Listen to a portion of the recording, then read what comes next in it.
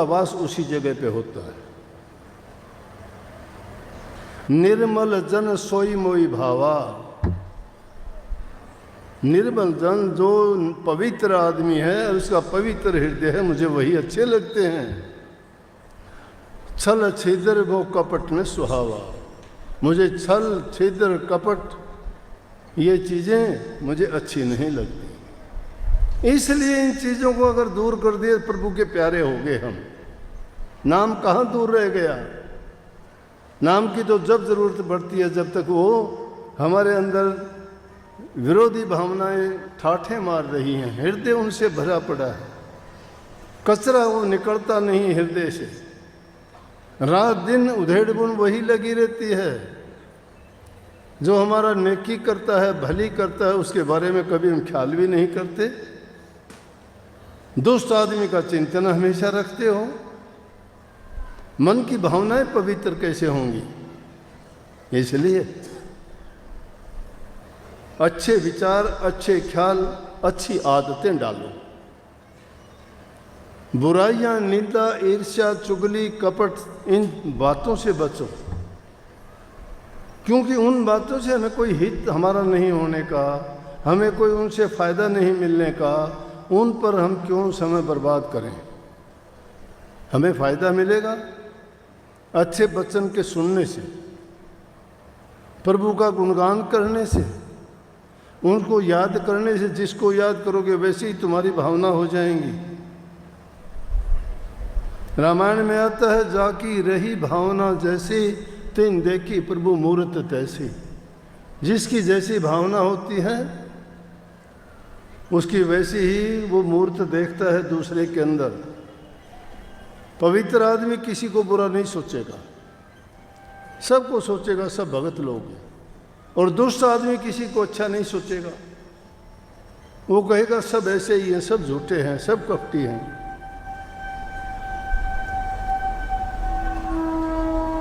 इस युग में मैं कहता हूं कि नाम भक्ति करना तो बहुत कठिन है उन लोगों के लिए जो इन आदतों में फंसे हुए हैं। और जिन्होंने इन आदतों का त्याग कर दिया, उसके लिए मैंने पहले ही बोल दिया कि उनके लिए ये मार्ग सुगम भी बहुत है। मैंने सीधे शब्दों में कही है, कबीर साहब ने थोड़े दूसरे शब्दों में इसी बात को कही है।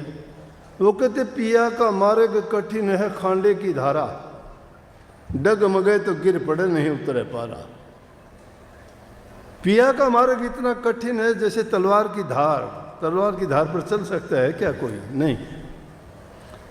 अगर उस पर चलते हो तो बड़ा आदमी को चौकन्ना होके बड़ी सावधानी के साथ चल सकता है, लेकिन अगर उससे गिर जाता है तो चकनाचूर हो जाता है। परंतु आगे उसी बात को फिर कह दिया कि इतने कठिन भी ना मानो। कठिन वो है नहीं, कठिन हमने बना दिया। इंसान के लिए कुछ कठिन नहीं है, इंसान के लिए कोई चीज़ मुश्किल नहीं है। परमात्मा के बाद अगर कोई जीव कुछ हैसियत रखता है, कुछ कर सकता है, तो वो इंसान है। दूसरे किसी जीव में ये ताकत नहीं है। परमात्मा के सिवाय दूसरा दर्जा इंसान का है। परमात्मा ने चाहे इंसान की सृष्टि बना के अपने आप को छिपा लिया, लेकिन इंसान ने प्रयत्न करके उसको ढूंढ लिया, उसको ढूंढ लिया, पा लिया, लेकिन उसका तरीका है। तो ये ताकत इंसान में ही है। प्रभु ने तो कह दिया था कि मैं तुमको बना के तुझे मिलूंगा नहीं, लेकिन इंसान में वो ताकत भी दे दी थी कि अगर तू खोजेगा, सच्चा खोजी बन के आएगा, तो मैं तुझे मिल जाऊंगा पल भर में। क्यों कह दी कबीर साहब ने, मोह को कहाँ ढूंढ रहे बंदे, मैं तो तेरे पास में। कहाँ ढूंढने जाते हो? मैं मंदिर में नहीं, मैं पूजा में नहीं, मैं पत्थर में नहीं, मैं पानी में नहीं, मैं तीर्थ में नहीं, उपवास में नहीं, मैं तुम्हारी सांसों के सांस में रहता हूँ। एक पल के लिए तुमसे नहीं बिछड़ता, तुमसे दूर नहीं रहता, लेकिन तुम उसको खोजते ही कहाँ हो? बात को समझते नहीं, कहा कुछ जाता है, मानते कुछ हो। अभी 4-5 दिन पहले ही अपने आगरा से दो माताएं सत्संगी पुरानी, पहले भी 1-2 बार आई थी, आके कहने लगी हम रुकेंगे 5-7 दिन। मैं जब तक आपकी मर्जी रुको, मैं 2 दिन तो बाहर जाता हूँ, अगर कोई बात हो मिल लेना। सत्संग सुना, शब्द वाणी होती थी, आरती बेनती होती थी, सुन के बड़ी मस्त हुई। कहने लगी जी बहुत मज़ा आया। फिर कहने लगी कि जी एक बात पूछनी थी आपसे। माँ पूछो, पता होगा तो ज़रूर बताऊंगा।